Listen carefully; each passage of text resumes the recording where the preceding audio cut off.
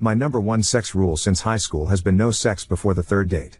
I recently broke that rule with a handicapped guy, and now my childhood best friend is pissed and grossed out because she thinks I have some weird kind of fetish. I'm a 28F. My childhood best friend we'll call Jess is also 28F. To put it simply, I don't think I'm any kind of prude, I just don't really feel comfortable with casual sex, never have. My best friend knows this and has teased me about it lightly in the past. She's been in a long-term relationship for the last 3 years. I've mostly been single while working on my degree and starting my career. Jess lives in another state with her boyfriend, so we don't hang out much anymore. So about a month ago I had a first date with a guy I'd been talking to for a bit, thought it was going places, but he gave a weird vibe on the date and I cut and ran early. On my way home I stopped at a local pub, figured I'd have a drink to unwind and people watch till it wore off. Tipsy driving is still drunk driving emo. I get there and it's pretty packed, Friday night and all, and there was no seating room at the bar. Took my drink and looked around. Most of the restaurant side of the pub was someone's birthday party, but there was a small table with a seat open off to the side, with a guy reading a book there. So I say F it, I'm a social person and what's the worst thing that happens? He says no? So I ask if I can sit there for a bit. I promise we don't have to talk or anything. At this point I feel like I fucked up because this guy up close is the hottest man I have ever seen. But he just smiled at me and gave an enthusiastic sure. A few minutes later of me sipping in silence and he says I don't mind talking, if you want to. Yeah, I want to. Are you kidding me right now? We talk for a bit and it turns out Mike, fake name, is 29, just finished his master's degree in some kind of computer learning field. I program computers to program computers, and he's living on his own for the first time. He apparently stops by the pub after work because he's right around the corner, and he's not used to the silence yet after living so long with a half-dozen siblings. We talked for a good 2 hours, about everything from dating, which he said he's basically given up on, to hobbies and tastes, and we have a near total eclipse of a Venn diagram on this stuff. I eventually sort of blurted out that I don't know why he'd give up on dating. This is the closest thing I've had to a good date in forever. Shooting my shot obliquely here lol, he gets kind of an odd look on his face and says tell you what, I have to go to the bathroom, but when I come back I'll ask you out for real. Weird, but okay? Then it all clicks, because he doesn't get up to walk away, he just rolls. In his wheelchair. And I'm thinking oh my god he wanted to give me a chance to back out of this without making it awkward. How cute can this guy be? He grinned like crazy when he got back and saw I was still there, and I basically tripped over myself saying something to the effect of so I'm free all weekend, what did you have in mind? Another hour later, we've got plans for Saturday, and he told me he has a neuromuscular disorder I can't remember the name of. My degree isn't in STEM lol, so his legs work, but the signals from his brain get misinterpreted so he doesn't have the balance or coordination for walking or standing. The pub starts switching over to the younger/rowdier crowd and he asks if I'd like to go back to his place for coffee to continue our conversation. As you have probably long since realized, I did not get any coffee or conversation till the next morning and I have zero regrets. We've been dating since and I know it's still early but I really feel like this might be the one. Onward to yesterday afternoon, my friend J.S.S., remember Jess? Is in town, and we go out for coffee to catch up on things. I'm gushing about Mike, but when I get to how we met she just sort of got weird and edgy. I don't remember any exact words but she essentially said that I must have a fetish for the handicapped since I broke my number one rule and it's the best physical relationship I've ever been in. Like it's good for me because he uses a wheelchair, not because the guy puts in effort in bed? She said I've changed as a person and left without even saying goodbye. 15 years of friendship and I've never seen her like that. So here I am, asking the most objective people online, haha, if I'm an asshole or weird for being super attracted to a guy who uses a wheelchair and basically putting out immediately. Update 1. So if you were hoping for some terrible drama, I hate to break it to you that I don't roll like that. No pun intended. So I do have an update on Jess and shit finally makes perfect sense. And I have a slightly NSFW but funny story about Mike, because this guy is just the best, y'all. Okay, so first, I finally messaged Jess yesterday and said basically I'm still hurt by what you said, but after 15 years of friendship I'd never forgive Muzi if I didn't at least ask why you snapped at me like that. She replied immediately, I'm so fucking sorry, I didn't mean any of that, can we have a do-over on lunch? So I agreed cautiously and took a half day to meet with her today. Turns out that those of you who said she was jealous, and that she might have something else going on, and especially the person who said something might be going on in her relationship. Gold stars. She's in town because she's job hunting, because she's moving back in with her parents for a while since her relationship ended. Apparently they have been having a ton of small problems adding up, but the biggest one? Sex. The guy she's been with was apparently never great but it's gotten to the point where he makes no effort at all for her to enjoy herself and then gets pissed when she isn't in the mood. She tried talking with him about it, making suggestions but he told her recently that it's emasculating being given sex advice by a woman. The straw that broke the metaphorical camel's back, however, was that her boyfriend has always had a thing for Asian women. She's Caucasian, but she does have long black hair.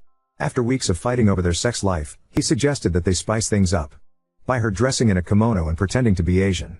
She lost it on him and is absolutely disgusted by the racist fetishism and ended it right then. So she had all of this bottled up and was hoping to talk to me and finally be able to put it down. And I missed every hint that she had something big to discuss because I was gushing about Mike. So to her it felt like I was just twisting the knife by bragging about how great our sex was.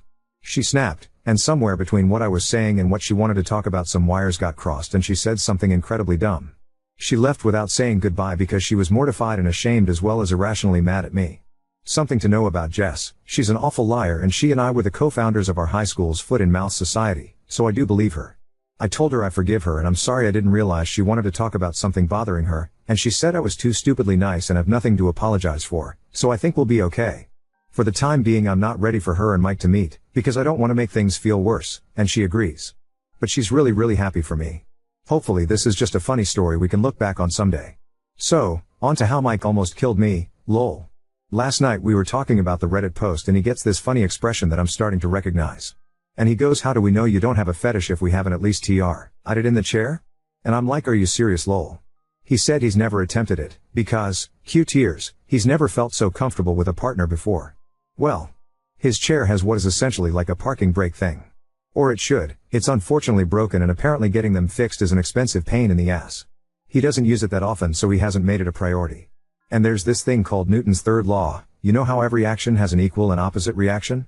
As it happens, when you're trying to, get the motion of the ocean going, in a chair with wheels that aren't locked, there's a sort of counter motion that starts and fucks it all up. So we were going nowhere fast except for inching along the floor in his bedroom. And laughing at the silliness, which isn't helping. Eventually he just stops and says maybe we can get some of those wooden block things they use to keep little planes from rolling away, like in Indiana Jones, you know? I absolutely lost it. Like laughing so hard I'm in tears. He's giggling half at the situation and half at my reaction, and everything just keeps setting me off again. Finally I get it under control, doing some deep breathing exercises and shit, and I look at him again. And he pulls the straightest face he can, and says, "For the love of God, golly. This sure is uncomfortable." Folks, if I had asthma I would have fucking died right there. I laughed so hard I think I pulled a rib. Like wheezing and not even laughing anymore so much as weeping and making this awful hey noise when I could catch my breath. While he's laughing and rubbing my back and saying he's sorry, he couldn't resist. So yeah, confirmed, no fetish here, and this magnificent bastard's comedic timing might actually kill me. I doubt I'll update again, because there's really nothing I can see needing to share given everything sort of worked out. And in the end, the real assholes were the friends we made along the way. Ike. Update 2. Hello again. I was going to post this on my own page but a few people mentioned that they think it's nice to read on Ada, so fuck it, here's the Met Mike's family update. And it's a doozy, or at least felt like it at the time for a girl who grew up with a small, dysfunctional family. So first up, you know what people, at least me, don't think about when dating a guy who's always sitting? Height.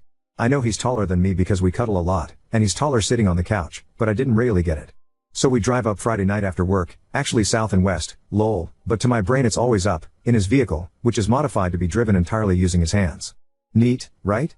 He's a really good driver too. One more green flag. We get to the house, and it's huge, you guys, lol, like not a mansion, just kind of a sprawling one-floor rancher. Real estate was wild back in the day. Anyway, we get out, and I meet his mom. I'd like to point out I am no slouch, I'm 5'7". His mom is towering over me. But she was the nicest lady ever. We go inside and I meet his dad, who funny enough is apparently the only short one in this family, and his youngest sister, who is living there with his 1-year-old niece. She gets up to hug me and she is also really tall. It's already a bit late then, so we eat and head to bed. I get to see his cute as shit room from when he was a teenager, and I casually ask, "Hey, so I don't know how this works and stuff, but how tall are you?" And Mike is all I'd to know, like a bit over 6 feet 4 inches? Been a while since I checked. A bit over 6 feet 4 inches. So, is everyone in your family tall? Kinda? We met the Nordic basketball team he calls a family properly the next day.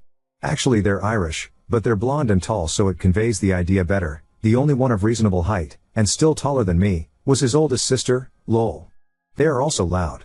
Like not really shouting or anything Yuli, just, present. Mike is a lot different around them, but in the cutest way, like he just beams all the time and you can see how happy he is to be home. One of his brothers put him in a headlock and gave him a dang noogie as a greeting, and got elbowed in the side for it, and all of them laughing. And his mom smacked one of his brothers with a rolled-up magazine for putting his feet on the table. More laughing. Just intimidating but in the happiest way imaginable. I'll admit I was a little shut down for a bit, but Mike kept checking in with me to make sure I was okay, and they were all really nice, so I got into the spirit after a bit. I mentioned this in another comment, but Mike has a special sports wheelchair he uses for, well, sports. And he and his siblings play basketball. And he is good. Apart from just having a hell of an arm, he's quick as hell. And this magnificent bastard that I love will absolutely, purposefully, gleefully run someone's toes over. He aims for it. They all have this yank back the foot maneuver that's hysterical to watch. So it was this crazy day of loud people playing and having a blast, nieces and nephews running around, and just noise. My ears are still ringing. The food was catered in advance because his mom had 7 babies. All I make on Mother's Day is margaritas. They also have a pool. It's a bit chilly still, but the pool is heated, so we actually all got to swim, which was a lot of fun because I got to show off that I too am athletic. I can do a backwards somersault off a diving board. Yeah. I'm a real catch, lol. They at least pretended to be impressed. We all stayed up late drinking and bitching that it was too overcast to see the aurora, boo, and I had the worst hangover I've had in a while on Sunday. We slept in a bit late, and then joined Mike's family for the barbecue part of the barbecue weekend. His dad can grill, people. And he's fast, food coming off the grill at lightning speed. I asked Mike about it and he laughed and said there were 7 of us to feed. Ever see a nest of baby birds? He had practice. Which, fair enough. I don't have much experience with babies, but I got to hold his youngest niece, the one living at home with his sis until her husband gets back from deployment, and we had a light talk about kids in the future. I told him that I never put much thought into it, but if they were going to grow up in a happy home like his and not how I grew up, I'm pretty sure I'd be open to having them with him someday. But later. I need him all to myself for a while first. He seemed really happy about that, which makes me feel all goofy and happy. I'm sappy. We had to drive home Sunday night, but before we went his mom hugged me and said she's never seen her son like this, and thanked me for taking good care of her baby. And asked if we'd be back for the 4th of July or if we were doing something with my family. And I tried to be all no, we'll be here if you don't mind. I don't see them much and I think she caught on that there's more to the story, so she just hugged the shit out of me, Vikings, all of them I swear, and told me she can't wait to see me again. My ears are still ringing from all the noise and chaos, but it was an absolute blast and I can't wait to see them again in July. Also, pretty much sure Mike is the man I'm going to marry. I literally can't think of a single reason why I would ever let him get away. Anyway, thanks for reading, hope you all had a lovely weekend, and those of you who got to see the aurora, I'm happy for you, but you suck, lol. Update 3.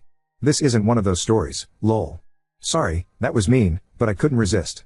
Okay, on to the actual update. No, we aren't engaged yet. Yes, we have talked about it in the context of how seriously we are taking things. No babies yet either, obviously, we are diligent about birth control. I want Mike all to myself for a while. So, the 4th of July visit to his family's house was pretty awesome. After getting to know everyone last time, I had better expectations of what I was going into, and I've talked with my therapist about the whole play fighting makes me anxious because in my childhood home it wasn't playing thing. I don't want them to ever curb how they act to cater to me, and instead I guess I'll consider it immersion therapy. I think Mike mentioned it anyway because I didn't see much of it this time, though there were cheerful threats of doom lobbed about which I didn't mind at all. His mom is amazing, I'd like to point out. Even if she moms so hard it makes me weepy. So, background info, I have a really common sounding name spelled really uncommonly. Think Danielle or Jessica. Because in addition to everything else my parents decided to be creative when they named me. So, although I do sort of like my name, that meant I was that kid who never saw their name personalized on anything. Mike's family, on the other hand, had like a million kids and they all got traditional names, so personalized stuff was huge for them. It kept them from fighting over stuff, I guess. One of the things in their house, because they have a pool, is that each of the kids, adults now, has their own personalized beach towel that lives at the house. So we get to their place and it's been a hot drive there, so right after we get in Mike suggests I go to his room to get changed into a swimsuit so we can have a dip in the pool. I'm thinking that sounds perfect, right? Some of you may already know where this is going. I get to his room and there is a towel on the bed. In my favorite color. With my fucking stupid ass spelled name embroidered into it. So here I am crying over a goddamn towel and he's in the doorway watching and grinning like he just pranked me or some shit. Turns out it was her idea, but she checked with Mike to make sure it was spelled right. So now I have a towel for when we visit because apparently I'm welcome. If I sound cranky it's just because I'm better at self-depreciation than I am expressing emotions in a direct way. I really am blown away and touched by how much these people have welcomed me. Mike has already sort of learned to decode the way I talk and joke, which is nice, but the first time he gently said that's not humor, that's just putting yourself down, babe, I definitely wanted to go hide under the table. He doesn't let me be mean to me. That's a thing good partners do, I guess? I wouldn't know. Again, yes, I am in therapy, I am working on myself, it's not his responsibility to put me back together, it's just something he does naturally. I literally told him one night that I was sorry I'm kind of broken, and he snorted and said at least you can walk in the most disgusted voice ever and made me laugh. I digress. So the food was once again amazing, and I kept my promise to teach his mom how to make my cinnamon bun bread pudding, so I felt like I contributed. Insert Ralph Wiggum I'm helping. Meme, I learned to play Yahtzee, and as it turns out I am very good at it. They do a lot of board games things at night when everyone is staying for the week. These people have a lot of board games. And puzzles. Whole damn storage closet of the things. They also drink like fucking fish and can hold it, so I'm learning to pace myself. Mike doesn't drink much when we aren't there, so I'm not worried that it's a red flag. Only red flag of his that I've found was a Red Sox pennant in his room. Now I realize I might be talking him up a lot, but he isn't perfect. He snores, he has a habit of arguing with people on the TV when they make stupid decisions. He sometimes starts talking about things I don't understand and just goes and goes until he realizes he lost me like 15 minutes ago, and he is fastidiously tidy, which makes me feel guilty because I have bad habits to lose. I'm not used to clutter means I can't move through an area, but I'm really trying. I barely spend any time at my own place anymore, and we're definitely looking to move in together sooner than later. Yeah, so, not that much of an update, no one burned themselves on a firework or anything super exciting. I'm just in an ongoing relationship with a great guy who has a great family and things continue to look up for us. We head home tonight so we can spend some alone time Sunday. Hope everyone else had a safe and happy holiday. Edit, my extremely unhealthy but delicious cinnamon bun bread pudding recipe. So you take 2 pop tubes of Pillsbury cinnamon buns and bake them per the instructions, but reserve the icing. Then turn off the oven and leave them in there for another 10 minutes. You want them a little overbaked, cool, then chop them up into pretty big rough pieces. Use a 13x9 pan with high sides, and put like half stick of melted butter in there and coat the bottom and sides. Preheat oven to 400. Whisk up 8 eggs with 1/4 cup of half and half or heavy cream. Put the cinnamon bun chunks in the pan, and then pour over the egg and cream mixture.